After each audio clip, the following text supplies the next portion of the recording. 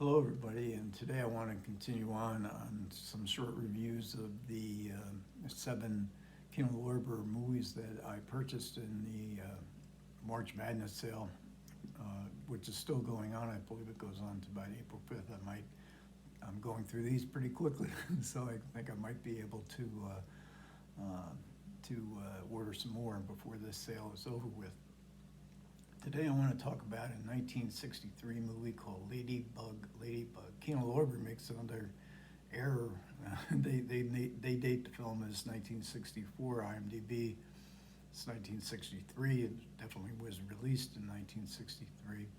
It's no biggie, but it's kind of irritating that they don't copy edit their information very well. But it's a pretty good transfer. It's not great. It's black and white. The storyline is set in 1962 during the Cuban Missile Crisis. In my previous video was on a film called Cuba, which was sort of a lead-in to the Cuban Missile Crisis. Events in Cuba set about 3 years before the events of the Cuban Missile Crisis. And it's about this elementary school, and they're in the country, and they have a civil defense warning that is like top grade, nuclear attack imminent at this elementary school. And the strategy here is to send the kids home. So it seems kind of odd, but there they go off walking home. Some go on, but they don't have enough buses, so some of the kids have to walk home, and they have a teacher that goes along with them in this walk. And the principal of the elementary school is played by William Daniels. This was his first film, and he's probably known best for, he was in a lot of stuff throughout his career, but he was probably known best in the 1960s. Within a few years, he would play Dustin Hoffman's father in The Graduate. Estelle Parsons, also her first film, and it's a very short scene, and I think the same year as The Graduate, she wins the Academy Award, Best Supporting Actress for Bonnie and Clyde. But the focus of the movie is on the children, and the children, how they react to the situation, their confusion. Some of them are terrorized by the prospects of what's going to happen. Nancy Marchand is also in the film, and she probably has the largest largest role of any of the adults in the movie. And she is really, she doesn't know really what to do, but she has to lead these children to their homes, and of course they're asking what's going on. They don't understand it. They've had lots of civil defense drills, but they've never had to walk home.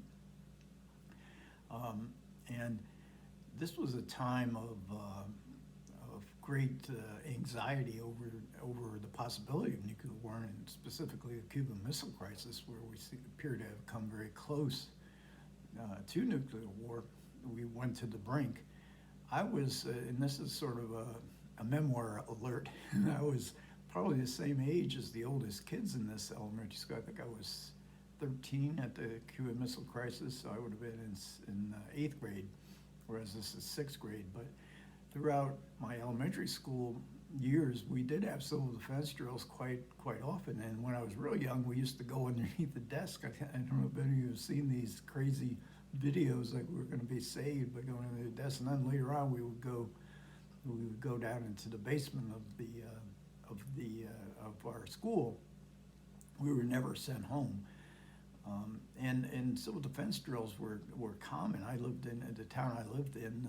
I'll name it, Plainfield, New Jersey. We had civil defense drills for the whole city, and they had designated spots where if you were downtown, for instance, you would be required to go to these shelters, and people were building bomb shelters, and a bomb shelter does factor in to Ladybug as protection. And so there was a great deal. It didn't last real long. I think by the end of the 60s, our focus had gone to the civil rights, to Vietnam, And nuclear war sort of faded, at least in the United States. I know in other countries there was a lot of anti-bomb marches and rallies. So the focus is basically on the children, the psychology of the children, of how they react to this. They're confused, they're terrorized, they go home. Most of them, the parents aren't home when they go home.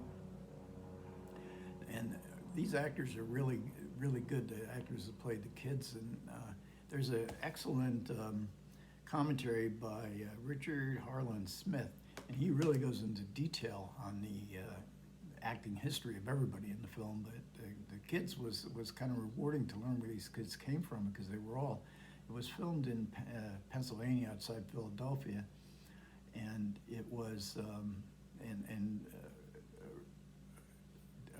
Frank Perry and his wife Eleanor Perry, who wrote the film, Frank directed, they brought all these actors who had considerable experience working on Broadway plays. I think one of the girls in the cast, she had appeared in the original cast of 4 very successful musicals, including The Sound of Music. They all give really good performances. Frank Perry and Eleanor Perry, his wife, they made several films throughout the 1960s. And they eventually break up, and Frank Perry they were sort of independent filmmakers. Their first film, David and Lisa, was a surprise hit. It starred Kino-Lorber, Janet Margolin as teenagers who were struggling, young. They were had mental struggles, and they go to this specialized institution where the 2 of them try to reconnect.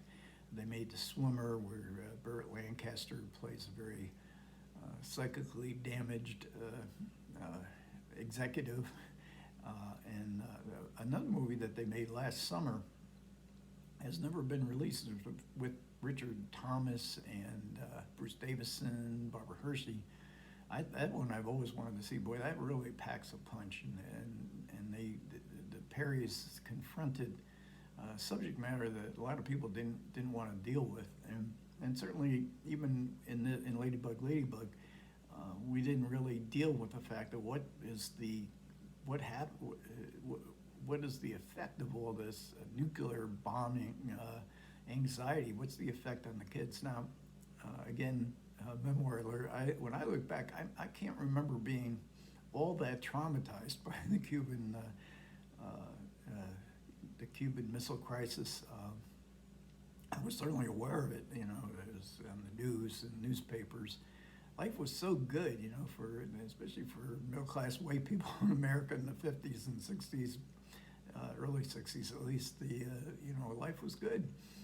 And so I don't remember, this sense of the world is going to blow up. I might have felt it, but it didn't. Whatever the feeling was, didn't last. I was traumatized by the assassination of President Kennedy. I don't think anybody who of my generation or anybody older could not be traumatized by that. And then, of course, we had the horrors of Vietnam just a few years after that, which kind of destroyed the fabric of American society, certainly fractured it in a way that you didn't really feel during it. There was more of a sense of belonging, I think, before Vietnam,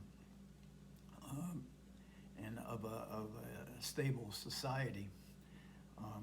So as the film goes on, it's a bleak, kind of grim film. The kids say that watching them as they deal with it in many different ways, and we have the famous kind of incident or kind of dilemma where you go in your bomb shelter, and then do you let it in? Somebody comes pounding on the door. Do you let them in? You only have so much air, so much food. And Nancy Marchand, again, very, very good, very peculiar performance. I thought it was excellent. The next film I'm going to comment on in this Kino-Lorber sale is another Eleanor Perry and Frank Perry film, Diary of a Mad Housewife. That was in 1970, I think, and it may have have been the last film that they made together. They divorced and they went their separate ways professionally as well. Frank Perry became a commercial Hollywood film director and probably known best for Mommy Dearest. Is probably the film that he's remembered much more for than these really idiosyncratic black and white movies of the 1970s. But I think they're ripe for rediscovery. There's another Perry film coming out when they were still together called Doc, a Western, a kind of revisionist Western, and that's just being released, I think, on March 23rd by Kino-Lorber. So anyways, that'll be it for this film. I think it has a lot of historical artifact interest and nothing else, and the kids are great in it. And so I would recommend it. I think it's a very interesting film, and it's very low-key compared to the other end-of-the-world movies of the time, like Doctor Strangelove or Failsafe. This is really personal. This brings it all down to the personal level of how it affects children. Okay, that'll about wrap it up for this episode. Again, my next video will probably be Diary of Mad Housewife, directed by Frank Perry, written by Eleanor Perry. And I'll catch you guys next time.